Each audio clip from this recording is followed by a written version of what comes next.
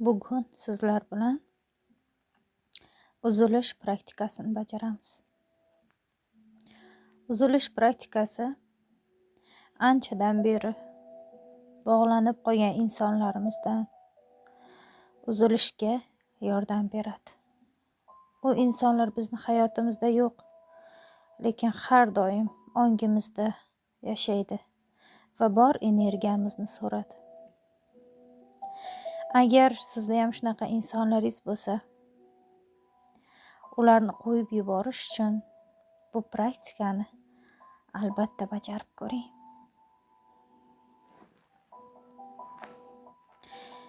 Gavdani tik holatda o'tiramiz. Ko'zlarimizni yumamiz.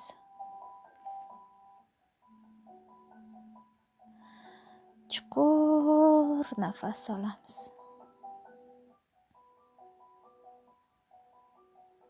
Nafasimizni ushlab qolamiz va chiqaramiz.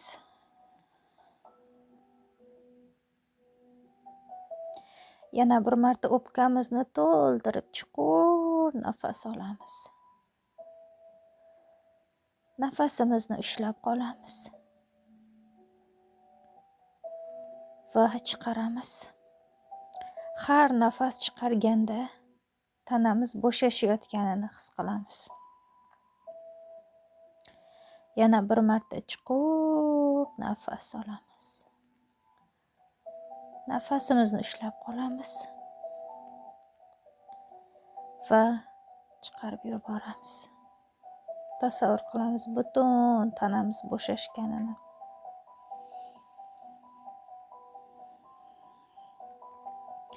Ana endi o'zimizni ikki ko'kragimizni o'rtasida, qalbimizda tasavvur qilamiz.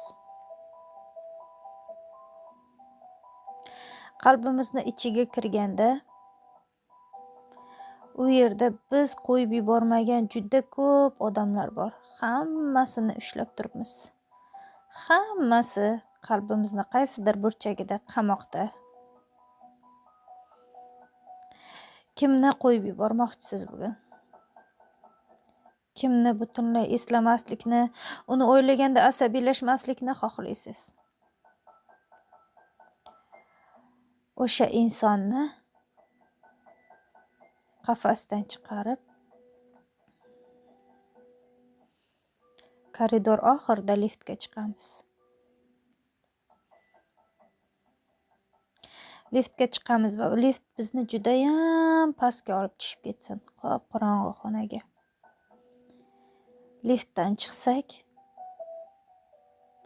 bir xonaga tushdik.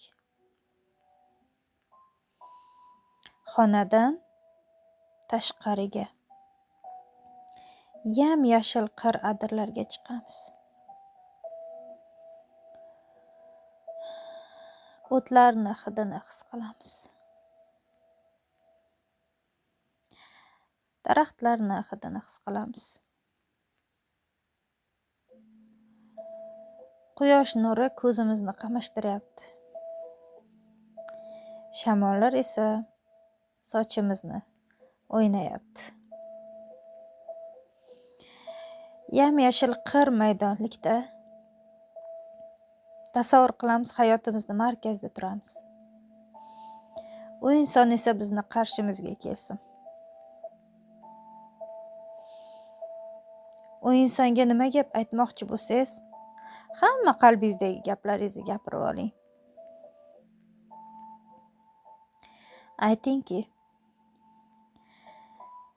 men seni qo'yib yuborishni xohlayman.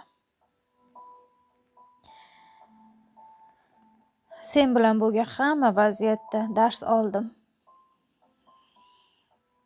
Ortiq meni miyamda yashashing shart emas. Seni qo'yib yuboraman. Seni qo'yib yuborishimga ruxsat beraman deng. Ana endi ko'ringki, u bilan qanday energiyada bog'langan ekansiz. Balki siz bilan uni yuragidan bir arqon chiqib bir-biriga bog'lanib turgandir. Balki sizni boshingiz bilan uni boshida, Bir-biringizni miyangizda yasharsiz balki. Kim qayerini tasavvur qilishi o'z miyasida keladi, o'z yuragidan keladi. Kim qayerini tasavvur qiladi va qanchalik darajada u insonga bog'langan ekan.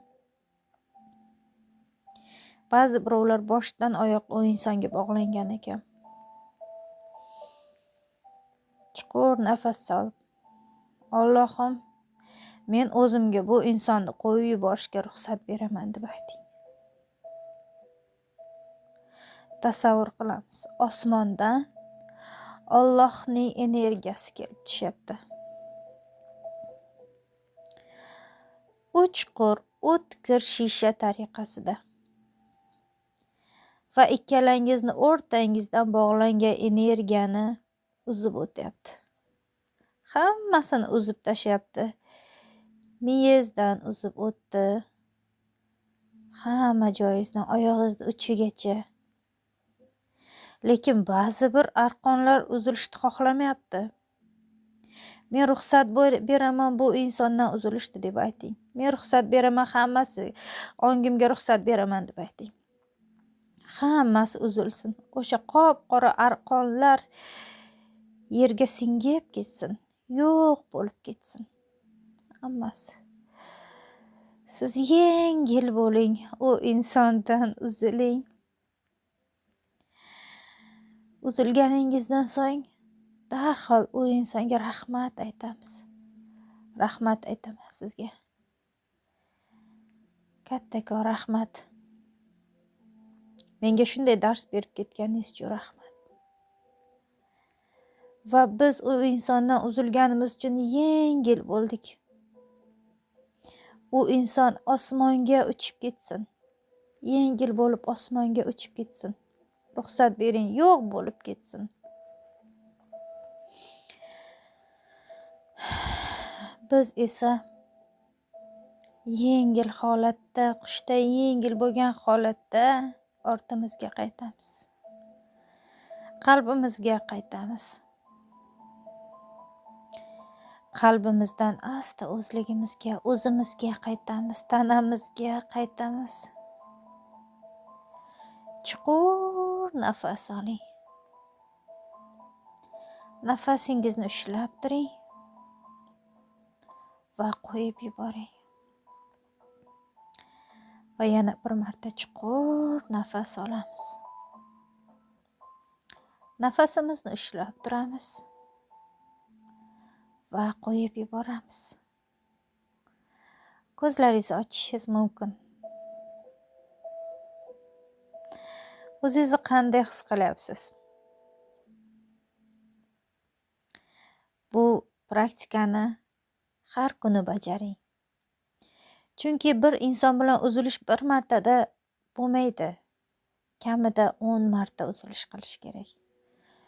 Shundagina u inson bilan batamom uzilasiz.